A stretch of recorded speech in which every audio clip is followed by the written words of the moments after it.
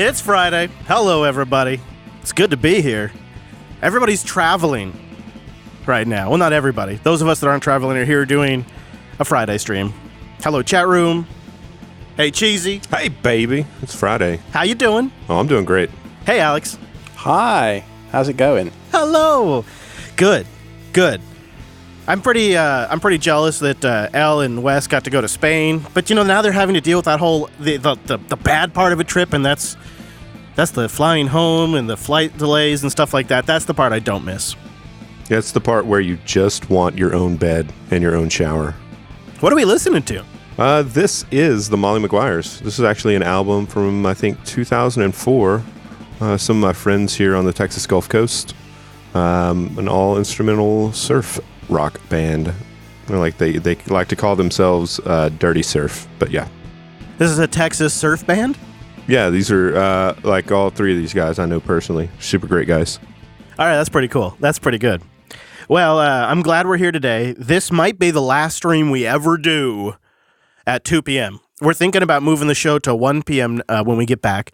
We're going to take the week off because we'll be at Texas Linux Fest next week. We'd love to see you there. Meetup.com/Jupiter Broadcasting for dinner details.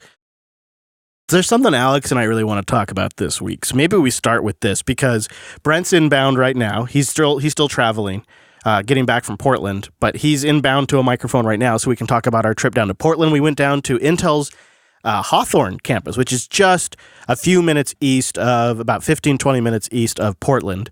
And we went to Intel's campus and learned all about Clear Linux. I want to tell you a few stories from that trip, including me getting pulled over. I swear to God, this show makes me sound like a bad driver, this show.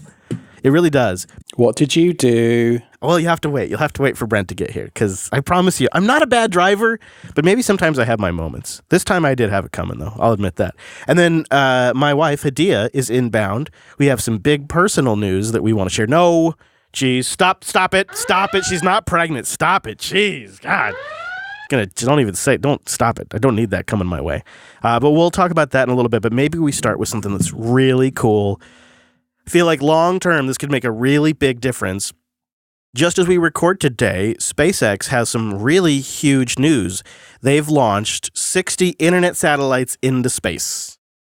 Stage 1 to startup pressures. T minus 15 seconds. Falcon 9 configured for flight. 10, 9, 8, 7, 6, 5, 4, 3, 2, 1, 0. Ignition. Liftoff.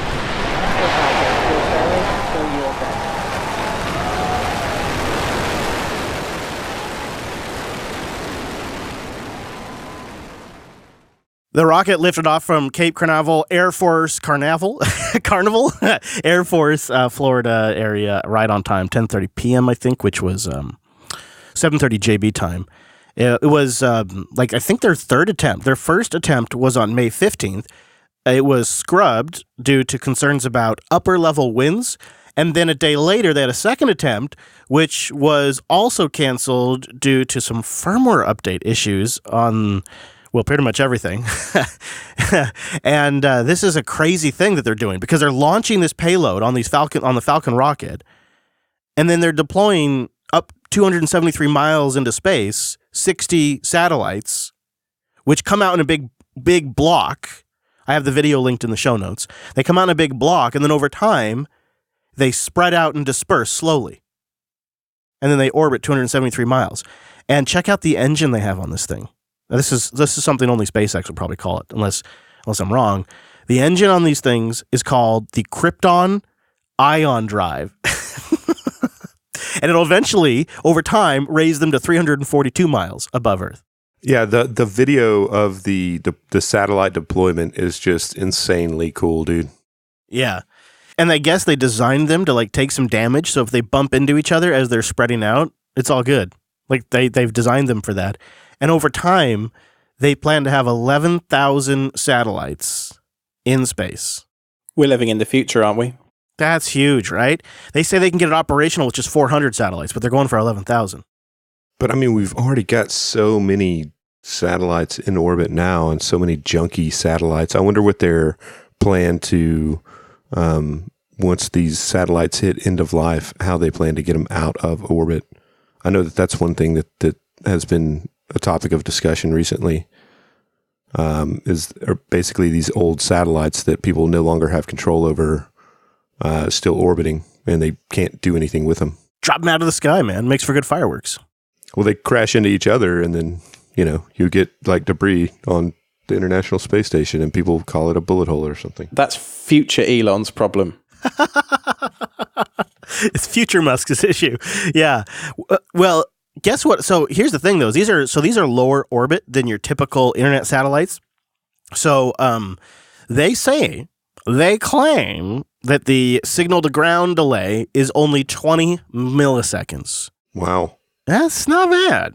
I mean, you're still going to have your travel on terrestrial ground, too, to compensate for it, but that's way better than 100 to 1,000 sometimes on current satellite. So, I mean, once it hits terrestrial, maybe add another 20 to maybe 30 milliseconds? Yeah. Still usable. Right? So you're looking at 50 millisecond ping or something like that. It's really not horrible at all. Yeah. Here's the moment they deployed the satellites. First stage. And on your right, you can see the fairing deploy from that Starlink satellite stack. The crowd here at headquarters cheering. I'm sure everyone up in Redmond is happy too. Interesting way for SpaceX to make some money, right? Oh yeah.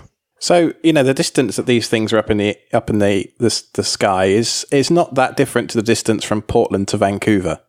Just to put that into perspective, and that takes 20 milliseconds. That's pretty amazing. Wow. That's a good way to visualize it, especially for me. And I mean, I think technically on fiber, like once you take into account switching and everything, you're looking at like 200,000 kilometers a second or something like that. Yeah, and so when I used to work in London, we had 2 data centers, one on one side of London and one on another. And these 2 things had a millisecond latency of sub 10 milliseconds was the contract we had with the company. Wow. And these things were only about 50 or 60 miles apart. So if you consider that it's going from space to the Earth in 20, that blows my little human brain. It's wonderful because it could mean a whole new level of access for a whole new generation of people. And if they can keep the cost down, maybe it could actually be affordable for people that don't typically, have access to this A and B could afford it. I love the idea. Well, I don't know who this is aimed at, but developing countries in particular, they don't have anywhere near the infrastructure that we do in the developed world. They don't have cables. They don't in often cases even have good roads in some places.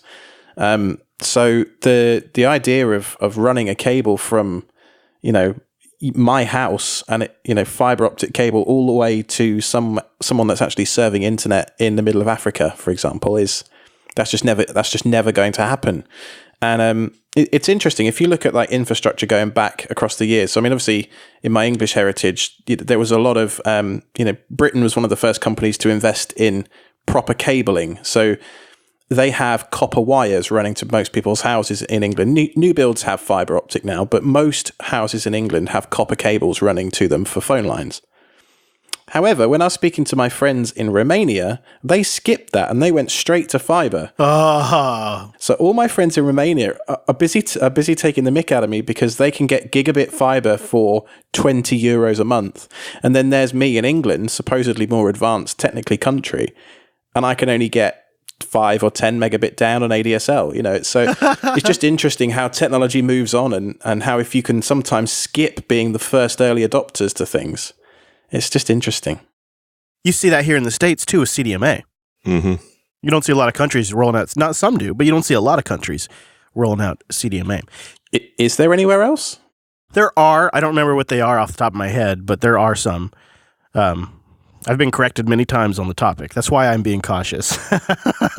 I should have learned my lesson by now, in other words. Well, I mean, I think this is a lot better idea than some of the other loonier ideas that have been out there before by the big old googs. Oh, you mean like the balloons and the drones and the whatnots? Yeah, Project Loon or whatever it was called. Good point. There's also PixelPimp brings this up too. PixelPimp in the chat room says it's time to build a next generation smaller shuttle, like the canceled Venture Star. There is a sustainable aspect to what SpaceX is doing that I don't think we've talked very much about here on the JB Network.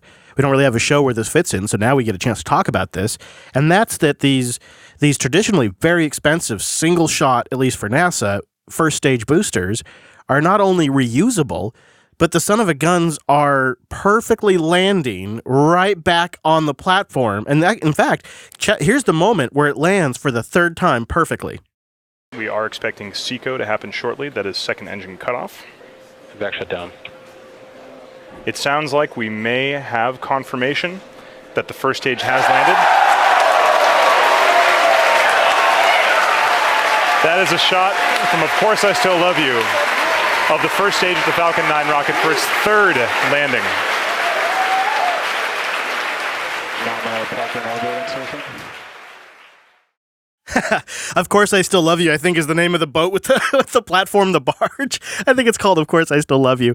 And you just see this thing, it looks like CGI. This perfect landing where these legs come out and just... That's my sound effect, where it lands. That's a good one. And that's happening at the same time while the spaceship is up doing its thing.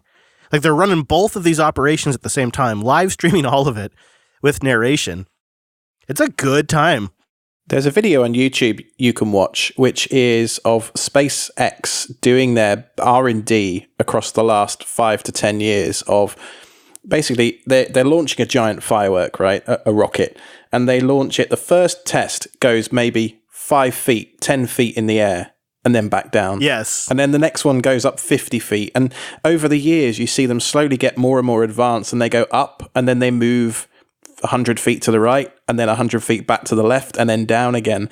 And there's a really funny shot where they've actually got cows in the foreground in the next field, and they light this firework, the big rocket, and it's just the cows just bolt the other way. But Yep. The progress these guys are making is astounding.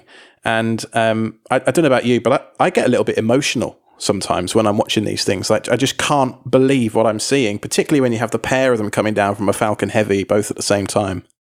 Yeah. I do too. What about you, Cheese? Does this register with you as like something that really matters? To me, it seems like not just historic, but it seems important. Well, I believe that we can't depend on our governments to take us further into space exploration. Can that get a ding? That has to get a ding. All right. Here, hold on. Let me get out the actual physical bell for that.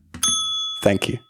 But I mean, I feel that with private industry now stepping up to the plate, and with it being this almost, we had kind of talked about this previously too, almost like a billionaires club.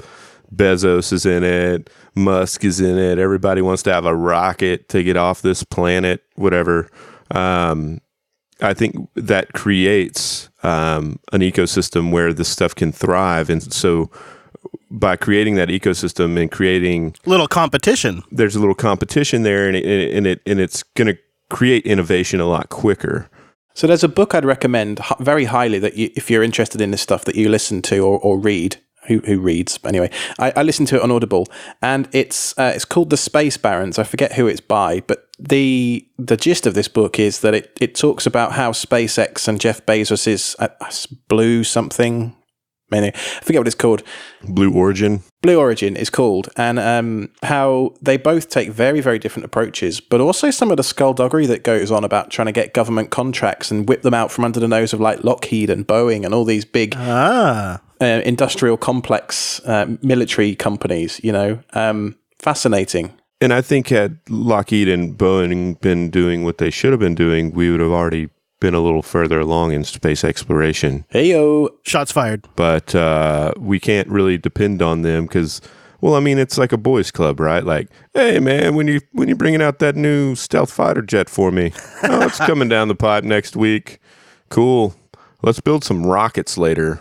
Sounds good. Kind of going back to what you're kind of touching on here and what Alex was saying is we kind of have been waiting our entire generation, all of us being around the same age now, We've been waiting our entire generation for us to go back to space. I grant you, we've been doing a ton of stuff in local space, but, go back to the moon, go to Mars, be big space explorers again. The best we've gotten, and it has been fantastic, has been machines that we've blasted off into space and telescopes. Well, I mean, the internet did come along in the intervening period, and computers, etc. So it's not like humanity have been doing nothing. But I think what's interesting is in the 60s, it took a government-sized budget to get to space. Whereas now, technology has got to the point where it enables innovation at a level where, quote-unquote, normal billionaires can get involved. I just think it's amazing where we are. Agreed. Yeah. Well said. Well said. Well, I have good news. The show moves forward, and Hadea is near the studio now, so we're about to talk about our big news. But just a really brief follow-up from last week's episode. Last week, I called out for a little bit of help. I was having a rough week last week, and I called up to a higher power, essentially, a practicing Wicca witch who specializes in IT support. And I thought I could get some advice from her. I have 3 voicemails, but I don't know how to check them. It just says the number 3, but then when I try to check my voicemail, I just go to my voicemail. I don't know how to use the SIP system that Wes set up for me. I'm an old man, so next week we'll get Wes on the show. He'll sort out my voicemail, and we'll see if she called me back. What do you say? You think? Man, I really hope she called you back. Me too. These damn kids with their SIP systems. I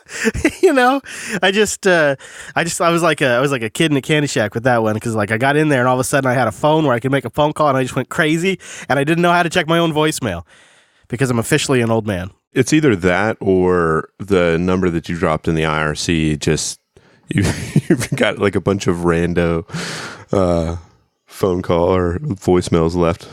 I'd be good with that. No, I agree. I'm interested to see what they are. I got my first Indian spam call this week. The ones that are like, sorry, sir, your PC won't take updates anymore. And I'm like, okay. And I kept this guy on the line for like 15, 20 minutes. And then eventually he worked out I was running Linux. He was not happy with me. Oh, what was the giveaway? I just said, well, it says bash at the beginning of my command line rather than command. So I don't understand how this is going to work. You're having yourself some fun with them, huh? You're like, okay. I've never had one before. I've heard you talk about them, but in England, I've been on some telephone preference service. But here, my phone number, I just get spam all day, so I just enjoy it. It's the worst now. It's the worst. I get calls all the time. My phone basically only is robocalls now. Just embrace it. Have some fun with it. Yeah, I guess I should. Well, I'm happy to say we have special guest, my wife, in the studio. Hello, honey. Hello, my husband. Hello. Well, I'm really glad you made it in because we're about to take a quick trip on the Starship Domestica here on the program. Mm-hmm. And I thought perhaps you'd want to join me. I do love being on Starship Domestica. This is an idea that Hadea came up with in order to get me to comply with to-do lists. Like if I call it a Star Trek thing, he'll like it. Logical. He'll pay attention to the list that it's on. She's really got it figured out too. She's put up a paper list on the wall when you enter the studio, so it's at, and she put it at my eye level too. Uh-huh. So when I walk into the studio, I have a sign. Because I can tell him like every other day for a week and a half that we're going to do something. But if I don't send him a calendar alert, and I don't ever remember to do calendars. It doesn't happen. It doesn't happen. Yeah. It has to go on the calendar. It has to go on the calendar. But there are some things like I'm not going to tell him, oh, by the way, you're the one picking the kids up or dropping the kids off or whatever on this day. It's better to just put it on the list of Starship Domestica tasks. That's right. So we have a special episode of Starship Domestica, perhaps a beginning of a new chapter. And it all starts with... Did you tell them about our big news? No, not yet. I'm about to. That's why you're here. That's why you're here. I'm not pregnant, cheese. You say what? Don't say that. Don't say that. That causes the alarm to go off. I didn't even say anything, man. I was thinking it, but I didn't say it. I know. We got a detector. We can detect those things. It all started in Boston. I knew I should have never left you alone for 15 minutes to go to the liquor store. So I'm going to start with a little background, right? I'll start with a little background. Hadea and I have been very fortunate to stay at a property owned by her family that we lovingly refer to as the junkyard. It is not actually a junkyard. It's a barnyard with construction equipment in it that has no longer been used or is being stored. And it was just fun as an on-air name to call it the junkyard. And now the entire family and the entire audience refers to it as the junkyard. Plus, if the kids are there for very long, it does become a junkyard. And the dog's toys are it's like carcasses of dog toys littered everywhere in the junkyard. And it's somewhere where we've been staying for 2.5 years? Yeah. 2 years, something like that. Yeah. And we thought we'd stay for like a week or two, maybe a month. Like it was. I didn't like it. I'm like, we can't stay here. No. In fact, I even in the vlog, I was still doing the vlog when we first went there. I was like, yeah, we'll be here for like just a couple of maybe a month at most or something. But over time, we've transformed it into a pretty sweet full-time RV pad. It's got a cement pad. It's got full hookups. It's got 80 amps of power. It's got thanks to Jeff. Thanks, Jeff. Yep, high-speed internet. All the things, a dump, all the things that a RV family needs. And we got the news recently that the family has to sell the barnyard, the junkyard, and it has to be sold by October. And so the conversation started like, what the hell are we going to do? And honestly, I don't think it started with, we got to buy this or we got to go buy a piece of, like, we just were. No, it started with, well, what the fuck are we going to do? Yeah, what are we going to do? Like, should we just go put some solar panels on the RV and just go live out in the wild for full time? Like, we didn't know what to do. And then, I don't know, something shifted when why were we even in town? We were up in town because we were going to have dinner with someone and they no-showed on us. Someone being my dad? Yeah, I just didn't want to call him out. And then yeah, it's okay. He's like me. Yeah. Forgetful. And then we started walking around and we found this new place called 192 Brewing. Oh, yeah. Which they started, I believe, in Kenmore, and they used to be Washington's smallest brewery, and now they have expanded to the second location. And you and I watched them build it over the year that it took them to build it. We finally stopped in there, and we're at their beer garden. Right now, I'm drinking some of their cherry cider. Oh, hello. Yeah, I'm having myself a little cherry cider right now. There's some in the fridge if you want some. If you want to just bring the entire. I have to go pick up kids in a bit, so okay. There's that. Right. And I don't know, something kind of shifted for us. We are at 192 Brewing Company out in what is called the beer garden. The beer garden, because it's got some picnic tables and it's outside. And it does have a gate made out of pallets, which is kind of clever because they've also made some hangers for plants. And we're letting Levi run around. We're waiting for our first test of the food. So far, the beers have gone really good. I got myself, I didn't even know this was a thing, Dark cherry cider. And you got yourself a Sundown Amber Rye. Nicely done. Yeah. What do you think? Don't forget to talk about the cornhole. Oh, yeah. And you played some really bad cornhole. I was playing great. Until I stepped back, and then I was playing poorly. No, you weren't. I was doing great. I got like 4 in a row while you were like futzing on your phone. Oh, okay. I just didn't see that. You turned the camera on to get a capture of the dog. Mm-hmm. Right. And I start losing. I see. Of course. That must have been how it went.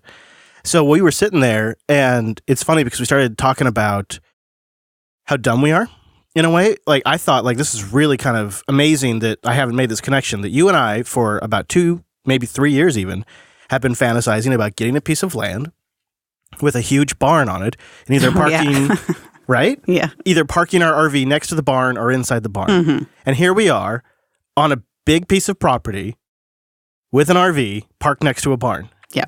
And just kind of started connecting like how much we love the town that we're in, all these little eclectic spaces that we found and restaurants. Super walkable. It's less than a mile into downtown.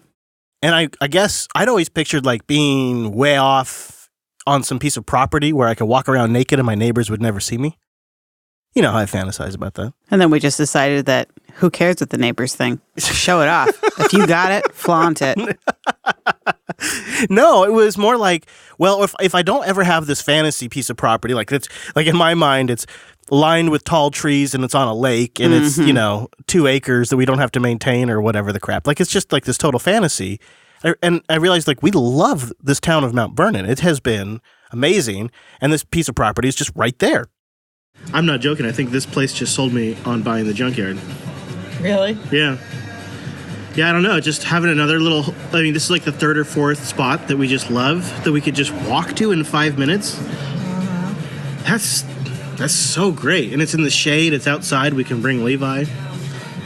Problem is, I just love this town. No, it's not even the junkyard. I mean, the junkyard's great. I mean, it's great. But I love the town.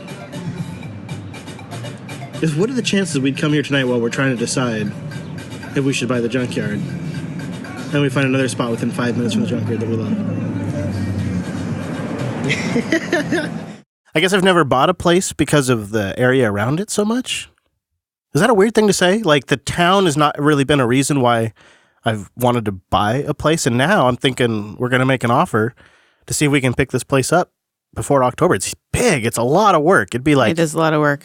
Be like a year or two of just you mean like a cleanup. decade? Oh, for cleanup. Yeah. No, just cleanup. For sure. Yeah. But it's already set up for us in the RV, so it's usable today. It's obviously livable. We've been living there 2 years. As long as the kids don't grow more than 2 more inches before we have any room for them inside the barn, which we then have to clean out and renovate at least partially, and that will be a long-term job. Yeah. We're basically set. Yeah. The neat thing about that barn, though, is it's huge. And so we'd have a ton of storage, which we don't have at all right now. But the upstairs, if you've ever watched the vlog, you know this already, it's an apartment. It's already been converted into an apartment. It just is like from the 40s and hasn't been used in a decade. It's creepy chic. Yeah, it's creepy chic for sure. Creepy chic? Creepy chic. Yeah. And so it has to be, just completely redone. But then there's another space that would make amazing office space and living room space. And the list goes on and on because it has been lived in by a family in the past. It was just a long time ago, and now it's been neglected. I'd be willing to bet, and I'm not the best with square footage, but I'd be willing to bet that each floor is 2,000 square feet. Oh, yeah. So, and you've got the base floor, which used to be a mechanic's garage, and then we're talking like 50 years ago, before my family bought the property and then renovated it, and then somebody lived in it for a while. Anyway, it's got a long history. But then the second floor is 2,000 square feet. And then there's also a third floor, which we finally got to see thanks to Brent being willing to encourage us. It's very creepy. Yeah. But very cool. Brent was such a bro. He like went down and got some of his camera lighting for us because there's no lights on is that technically the third floor? That would be the third floor, yeah. There's no lights that we could figure out how to work. But we were so... It is so cool up there. It's so cool because it's like the peak of a barn. Yep. It's exactly of an old cool barn that's still in really good shape with a really good roof. So it's like it's really cool. The property itself is nearly 2 acres. Oh yeah. Wow. Yeah. We would go from having no land and no property to having 2 acres and a giant barn. And it's got some old containers on it that my dad could move. He's got the equipment to move the containers, but those containers would be so cool for the kids. There's 3 We cleaned usable. them out and fixed them up a little bit, and the kids could just have their own cool clubhouse out there. Yeah, a little fort or something. Yeah, they're actually, those 3 would be pretty cool. I guess right now they're like mostly holding office equipment and stuff that they just... Oh, yeah, and maybe landscaping equipment? Yeah. Yeah. So it's just, I don't know, there's a lot of opportunity. I don't know if it'd be, kind of tight for us to pull it off, and it's not something we'd really planned on doing. It just sort of... No. When we thought about losing the junkyard, and the other thing that's great about it is on either end of the junkyard, there is children that are our children's age that love to play with our kids. So they have 2 different sets of friends on opposite ends of the junkyard that they can play with. And these friends are they enjoy them so much that even on the weekends that Ange has the kids, she will go out of her way to meet up with these other families. And that means... both families are driving a half hour or so to meet up. That's how good the friendship is with these kids. And then the yard's just like a paradise for them to play in. Oh, yeah. Yeah, so that'd be huge for us, I think. That'd be a really big thing if we end up getting that. So we're gonna start talking. We went last week. We went and started the process. So it's just very early days, but I think we're gonna try. Is there enough room in the barn to actually park the RV? Yeah, you could park it in there. I don't know. The barn is more than big enough, but there are supporting beams. Yeah, columns. I gotcha. I think we'd have to take out the flooring because the flooring's wood in there, so that's not going to support the RV. So, but if we took the flooring out and we gained another couple of feet, I think we could. Linux Fest Northwest next year, we could crowdfund or crowdsource the labor to build you a canopy over Lady Dupes. That's actually what we're thinking about doing is just build a carport that hangs off the side of the barn. Yeah, right. Yeah. It's pretty great. It's pretty great. And then also in the process of these conversations, I discovered that there is fiber laid down in the area near the junkyard. So we may actually be able to get... Oh, wow. Yeah. Maybe able to get fiber into the barn, which... JB2, you heard it first. It'd be a pretty great spot. There is a spot that I would say in a week or two, I maybe in less than a week, I could make it recordable. It wouldn't take much because we, in this digging around with Brent the other day, we discovered entirely new rooms in the barn that we didn't know existed. Yeah, it's really cool. Would you be able to monetize it, like rent some parts out as Airbnb and things to like make extra cash? Would that work? We'll turn the crates into an Airbnb. Oh, yeah. Shipping container Airbnb. Well, I'm even thinking one of those for a studio. Yeah. We'll charge a Pacific Northwest premium. I think the container for an Airbnb is a good idea because we can frickin' sterilize it afterwards. And you got to. You got to. Yeah, you should, right? You probably should. Yeah. The only Linux and open source podcast network brought to you literally from inside a container. Not just talking about them, inside it. Yeah, it could also make for great studio space. That's true. They could. Yeah. All right. Any other items on the Starship domestic agenda this week? I don't think so. None that are as big as that. Yeah, I know. There's so many things going on.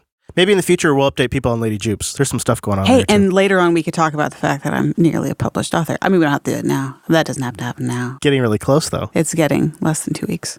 Yeah, but people just want to know about flash mobs. Oh, they do? I mean, that's a thing, yeah.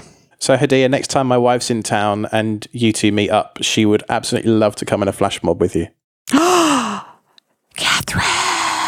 Correct. She's got a new dedicated speaker, too. I think we should all do it. I think that would be lovely. Yeah. What do you think, Cheese? You think the junkyard, you come hang out, park your rig on there with me? Oh, absolutely, man. Do a little camping? Wouldn't that be cool? I would totally do that. Yeah, especially if you had another 30 or 50 amp, just a pole outside, Oh, yeah. Also, I'm just going to put this out there. What do you think about a garden? I've been thinking all week about a garden. Really? Of course. I was thinking at the back of the yard. Oh, yeah. But over by the fence? Yeah. Here's what I think we should do. I think we should start growing our own food on that 15-foot strip between our yard and the ward's yard. Maybe put down a couple of cannabis plants and just fucking go for it. I was talking about that on the pre-show, actually. Oh, maybe that's because I was listening in. Oh, okay. I think we should go over there and steal their chickens. Yeah, so people in the recording don't know this, but in this process of having a conversation with family about the yard, we discovered that there was a clerical error. And our yard extends 15 feet into our neighbor's yard, which includes a bit of their garden, a bit of a shed. And their chicken coop. And a nice row of trees, too. Mm-hmm. All ours for the picking. But I don't want to do anything about it. I just want to, like subtly hold it over them. How do you do that? I see my trees are growing real well there, neighbor. Yeah, things like that are like, hey, my trees are looking really good, huh? Or, just kind of stand in that section of the yard. You want to go pee in their yard, don't you? It's my yard. You wanted to stand naked without your neighbors worrying. That's your spot. Hey, it's how God made me. It's how God made me, right? I got nothing to be ashamed of. Got nothing to be ashamed of. Why don't we talk about our trip to Portland? Because Brent's almost here. And so I want to get us going on this because this was something else. I've been trying to wrap my head around old Clear Linux now. This is a product by Intel. The people that make the CPUs inside your computer. They make a distribution called Clear Linux, and it's pretty competitive. It's, first of all, super optimized for the IA platform, and they have a couple of things that make it unique over other distributions, a quasi-rolling release model, a stateless application design, and they have a bundle system as well as a mix system. So that's the high level of Clear Linux. To learn all of that and to fully understand what all of that means, though, we had to go down to Portland. And that's where the story sort of begins. So I'll start at the end of the story until Brent gets here. But if you were listening to last week's Friday stream, you probably heard me try to talk Brent into coming back to Washington and going down to Portland with me. And like the baller that he is, he actually did it. And he got on a plane, packed up all his photo gear, everything he has with him, and he flew back to Vancouver, and then he took the train down here to Washington, where Hadea picked him up at the train station after he walked around the town, Mount Vernon, which we were just raving about, which Brent also thought was great, which immediately endeared me to him. But I thought we'd start at the end and talk about the Jupiter Hotel that we stayed at. This was so great. Oh. What? No, I've seen a picture from there. You little jelly? It's not a little jelly cheese. Oh, yeah, a little bit. So there's a hotel in Portland called the Jupiter Hotel, and they have Jupiter on everything, including condoms, which they leave in the room. They have Jupiter branded. Right on top of a please clean up after sign. yourself sign. Mm-hmm. And they have a policy. Do you remember their smoking policy? Yeah, their smoking policy is if you're going to smoke outside your room. Mm-hmm. We don't care what you smoke, just don't smoke inside. So don't smoke outside the room. We don't care what you smoke as long as you don't share it. And I think that's to imply don't share it with minors. I don't know what that is. And then the drinking policy is you're welcome to drink, but drink inside your room unless you're drinking in our beer garden. They have a beer garden. So we got in kind of late, and so we got the last 2 rooms in the Jupiter Hotel. Mm-hmm. So we got a room for ourselves, and then we got a room for Brent, and the only rooms they had left were above the beer garden. Oh, man. Yeah. Yes. Oh, poor Brent didn't even fall asleep till 2 a.m. I didn't do much better. I think I was out. I got like 10 minutes of sleep the whole night. It was rough. The hotel was fine, really. It was a little stuffy. It was fine though. They had good free internet. It was super cute. It was cute. It's a renovated motel. And rather than allowing you to park in the parking lot, they've turned that into sort of a common area, including the beer garden for the really cool bar, the very kitschy bar that's attached to it called Doug Fir. And if any of you guys are from Portland, you might know about Doug Fir. It's pretty hipster-ish. I'll give them this. Phenomenal food. Really good food. Really good. Like lick the plate good. And very interesting art in the rooms. And they give you earplugs too that say Jupiter on them. I can't really abide by Portland traffic. I really hit my limit getting out of there on our way back. Something about it, I just snapped. I couldn't stand it. Like having to wait for them to bring me my car. I don't know what my deal was because you'd think I'd love that, but I just did not like it. I just wanted to walk to my car and get out of there. And then like the traffic is so bad, it's so packed, and the streets are so lined with cars that you can't see oncoming traffic when you're pulling out into oncoming roads. The whole thing. I think it was also that you hadn't slept. That made it worse.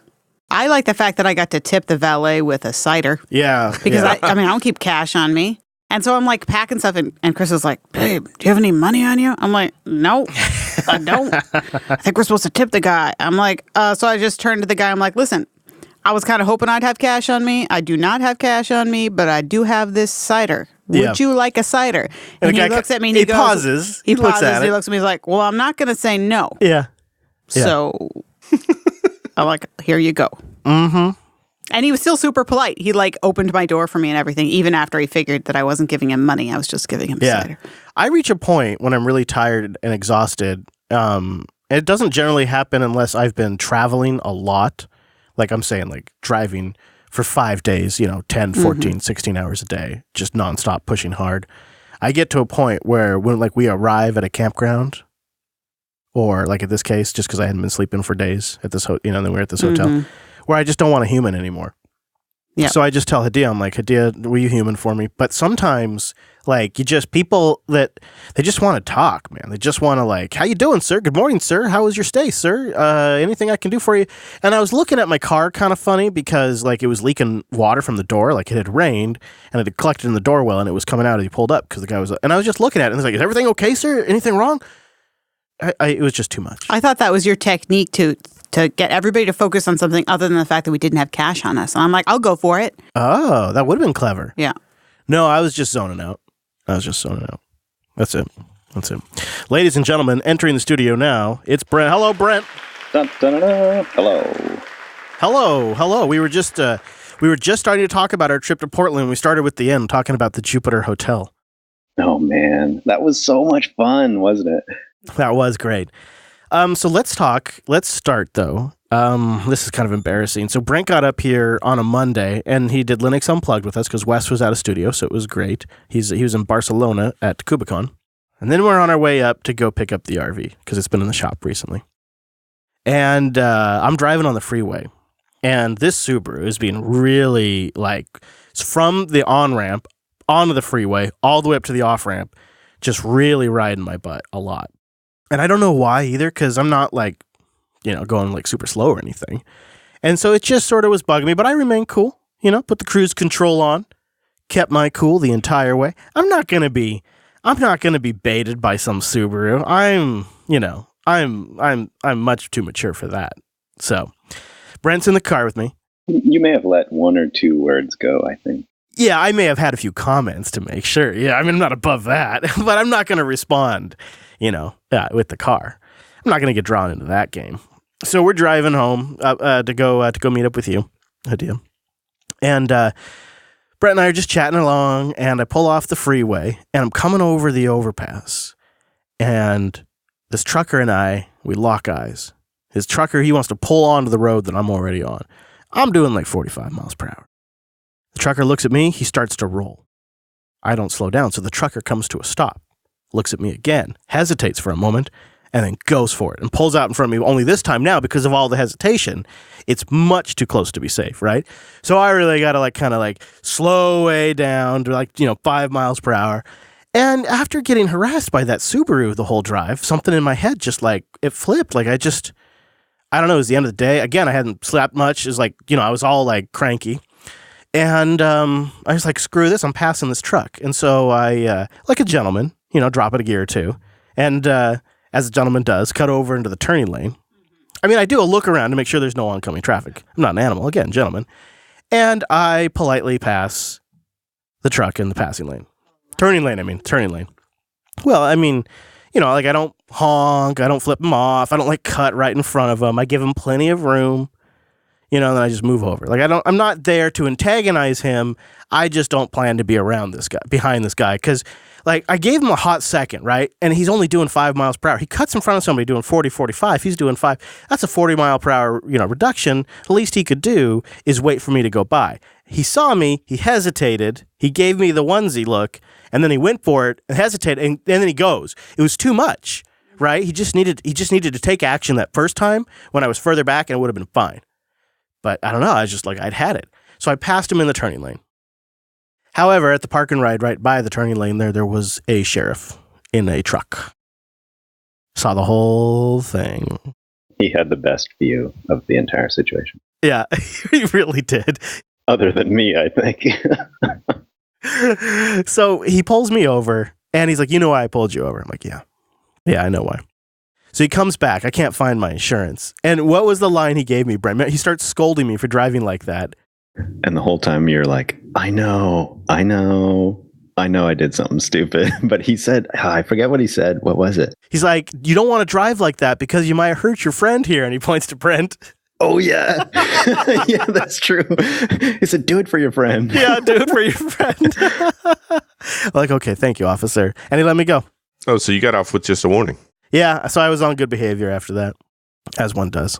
There was, we were shuffling a little bit to try to find some paperwork, but and he was like, I don't have time for this. So he's just like, just be smarter. It was great. So we woke up Wednesday morning. We all took care of some work before we headed out. We drove down to Portland. It was a good drive down overall, really. We got there just right about on time and sat down and absorbed as much information as we could. I thought it was a pretty worthwhile trip, but Brent, I'm kind of curious just because you're an outsider. You don't live here in the Pacific Northwest. You don't generally jaunt down from Seattle to Portland, spend a little time in the area while it's sunny. What were your takeaways from the trip? Overall, the trip, I think, went by far too fast. I felt like every moment I was just trying to oh, yeah, that's great. I'm going to take that in. Some of the drives we did on some of the secondary hotels and stuff were amazing. But going down to Portland, it had been on my list for a long time to check out Portland. And man, it had such a different feel than Seattle did, I found. But the whole being on the Intel campus was really, really fun. A lot of people there were really great, and looking forward to us showing up, actually, which was awesome. And I think it was all around a little bit of a whirlwind for me, but really great overall. So we had we crammed in a lot of stuff in very few hours, so it was great. We did. I really enjoyed my time with you. What's great about Brent is he's pretty much down for anything. You want to hang out and watch some TV? He's good with that. You want to go drive out to a coastal town and have some Mexican food? He's down with that too. You know, you want to go down to Portland? All right, Brent will do it. It's just like, okay. Just got to ask. Yep. Want to share those fried Brussels sprouts with me? Yes. Yeah. Yes. Okay. Yes. Yeah, that was some good food. Want to lick that plate clean? Go for it. But, Hadea observed, and I think rightly so, she says that Brent's a really good listener. And I agree. You got a good knack for listening to people. Oh, thanks, you two. That's really great. That's a skill that I like to have. So it's nice to hear that it's actually it's working. I'm not just faking it. So that's great. Thank you. So did you guys run into any JB fans? I did, actually. I did run into a fan who works at Intel and has been following the shows for a little bit and was glad to hear we were coming down. And then Intel's community representative was there, and she was glad to see us, and she's a listener, and she's starting up her own podcast too, so cool. Going to help her a little bit. Is it Clear Voices? Yeah. Yeah. That sounds pretty cool. Yeah, so she's doing a podcast where she interviews some of the open source folks at Intel and other people. And so here's my information. Let's chat. We'll get you set up and give you some tips and maybe get her on a future show to talk about it. And it sounds like this is a series that they're doing. Yeah. Up here and then down in Next one's in California. Yeah. But they're going to do more all over the place. Like they're going to start making a lot more noise about their Linux distribution and their contributions on a reoccurring regular basis now. This was the first. Well, that's awesome. Yeah, I think it is. I think it was a lot of fun. So what's in it for Intel to do that? Oh, what's in it for Intel to make Clear Linux? I think it's the takeaway that I got is they want to be able to pitch you on an entire stack, from the Intel processor and chipsets to a machine that specializes in machine learning and a system that specializes in different areas where it can be hardware accelerated for those things. And then the other area where it's a little bit of a differentiator than most distributions is their version of rolling is ridiculous. Like they do like sometimes multiple releases a day, first of all. And second of all, they have this whole bundles and remix concept where you essentially build your own distribution and use them as upstream. And that's a pretty interesting concept, especially for enterprises that want their own custom images. And then last but not least, their whole stateless application design, essentially what that means, we finally got clarification on that. Intel's definition of stateless is you install an application like Postgres or Mongo or whatever, and you don't have to configure anything. You could delete the Etsy directory, and the application still starts and runs with a same default config. And those are some standout differentiators. The thing I really picked up on was they were really hammering security. The whole reason they were doing the rolling release was to get security updates and patches out as fast as possible.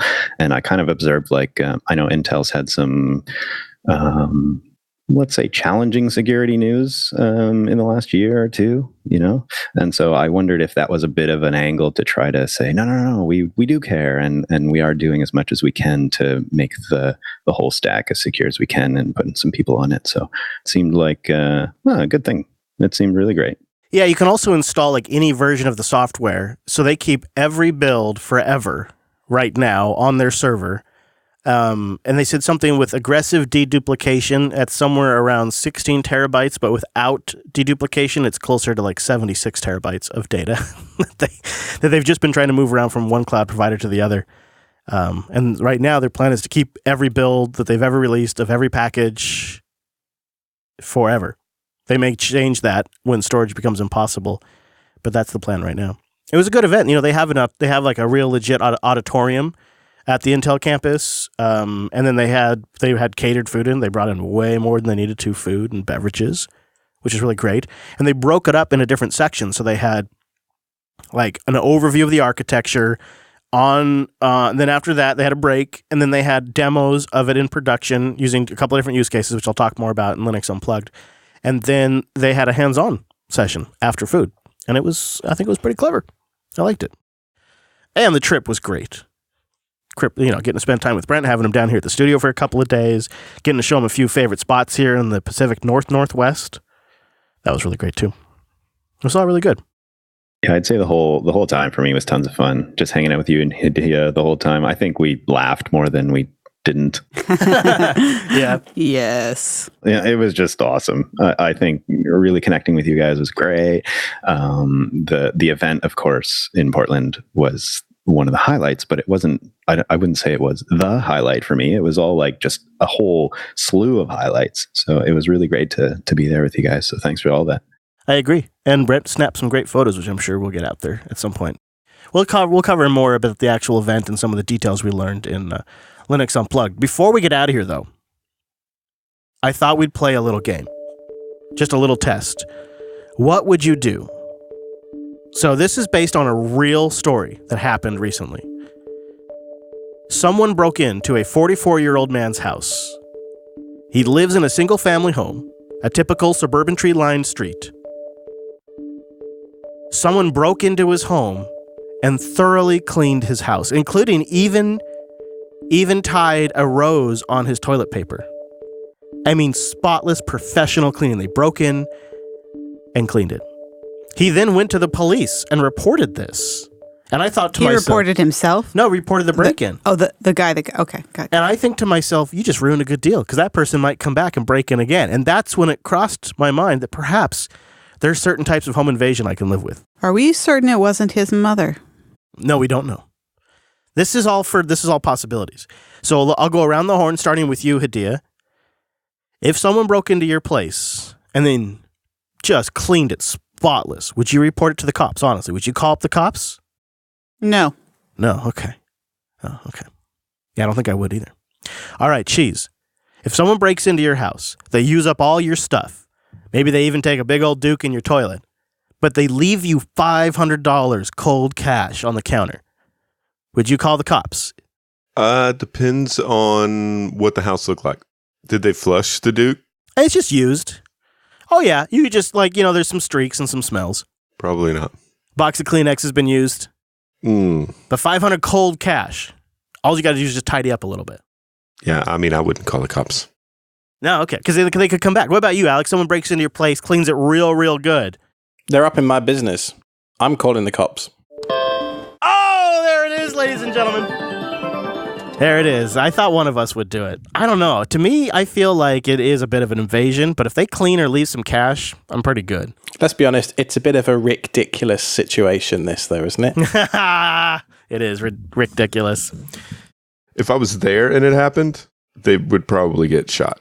Yeah? Wow. All right, Texan. What about you, Bite-Bitten? What would you do? Well, you don't know if the money's dirty. That's true. It is a risk. This is going in a new direction.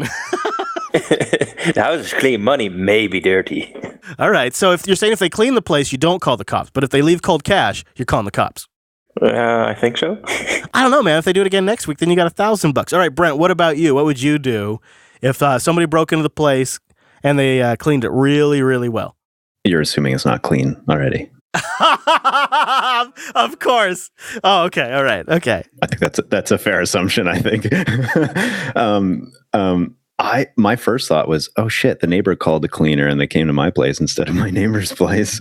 Yeah. Right. I think if it happened twice, I would definitely call somebody to figure something out or put up cameras and try to figure it out. But it's kind of a fun mystery at the same time. So I think I would go with it. It would be. I would go with it for a bit at least. I'd try to figure out who it is. You know what I do is I put cameras up. Well, and they're skilled if they're doing the little roses. Right. That's serious skill. That's pro level skills right there. I've thought of a way around the dirty money problem. You can only accept Bitcoin. There you go. Yeah, that'll solve it. Yeah, that'll solve it. We're doing something kind of fun on the live stream. We're going to give away some Steam keys.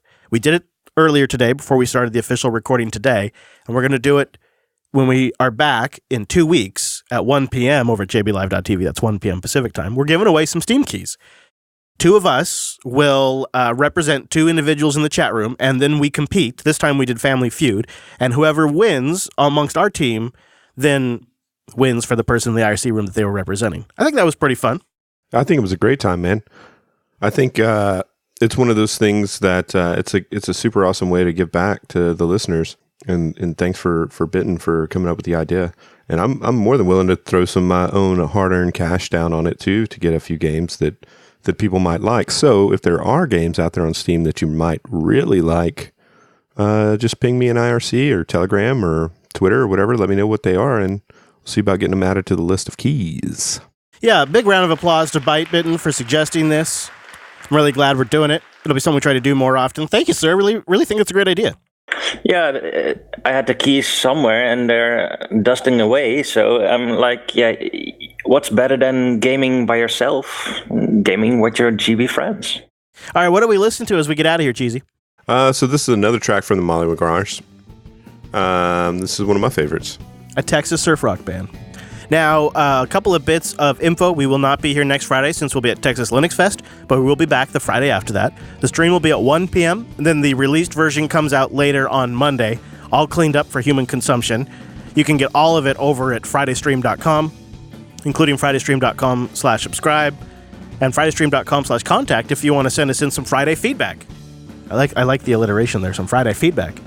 Last but not least, I want to encourage you, if you're looking for new work, to head over to Linux Academy's job page. They got a bunch of positions open right now, and a ton of them are remote, so you might be able to do that work from anywhere in the world.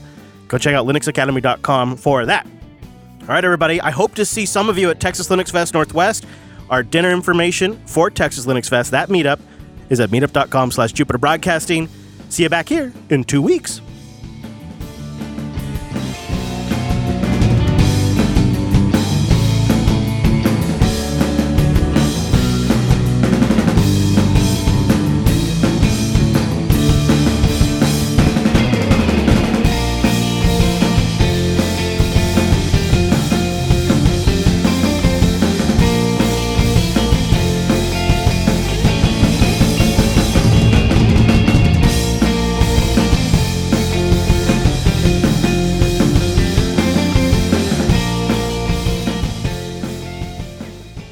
Where in the world is Brent right now? Yeah, I'm like L all over again.